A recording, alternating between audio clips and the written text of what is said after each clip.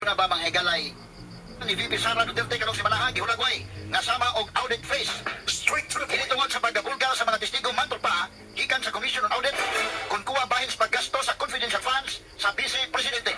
Sakto tong gibuhat ni Atty. Buwa nga nothing to cross. Ang ikaduha nga witness mga kaigalaan kini si Ninita Campuzano dunay pangutana nga gamay. Emphasize na gyud gamay nga pangutana. Ngano man kay mura magud og dunay pagka malicious gamay nga pag-withdraw sa kwarta dito agi sa likod. So unsa may pagpasawat mura ba og kanang og legit nang imo pare ba nang sakto ka nga kwan mo bisita kag balay anak agi sa tubangan ug gawas bukas tubangan nga dito day agi sa likod dili sa ingon nga naglikay o unsa gitabuha kay ang land bank dipid sumpay din na yung mga higala usa ka building na ba sumpay ito dipid na o na dito agi sa likod for safety purposes. Madam Witness, kanina po, kayo po ay nakapagsabi na lumabas po sa fire exit sa backroom. Yes, sir. Lumabas po siya sa fire exit dahil po ang land bank ay actually nakadikit sa DepEd compound, hindi po ba? Yes, sir. At lumabas po siya doon para po sa kanyang safety siguro at hindi na po lumabas sa publiko pa dahil nasa loob na po ang DepEd. Objection, Your Honor. Incompetent. If she knows, witness na yan, sir. Kato nga objection di gito uri ako na ano igupitit pa nga manager man sa land bank puwa po basta kay magka-object lang sa siya gyud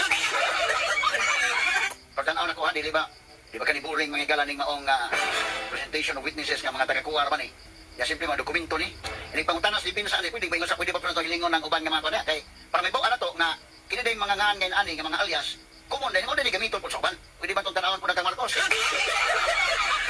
de kalibreng talakayan, de prinsipyong komentaryo, Attorney Rufio Fernandez Panyo sa Straight to the Point. Not just number one. Simply dominant. Straight to the point. so unya gabi unyang hapon mga higala gabi na mahinuon ni ako giingon unyang hapon usog gud ka puntag alas 10 puntag kutob alas 3 sa hapon mauna ang impeachment may gala ni Vice President Sara Duterte.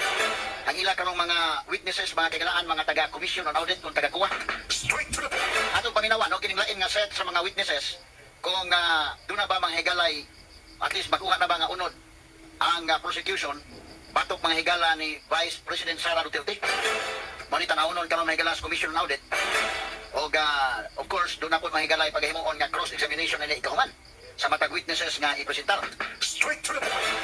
Tanaw na to ni mga higala di ba kani maboring kay maghisgot ni mga dokumento ang isgutan ni mga documents naghan kayo no di ba kalayo ng mga tao aning kalakiha ha kay kini mga numero boring kayo no tanawon lang ni ya ang pangutana ini sa Defense Council kung ikaw may Defense Council ni mangutana gyud ka nga labi na kung isgot na may galag may Crispiatos utan ta lang ang pangutana na ang Vice President dunay confidential funds ang presidente na amapod ang mga governors ang mga mayors na amapod kay mga department heads bisag buyang memorya na iya ang pangutana na nagamit pa sa tinuod nga sa ilang mga asset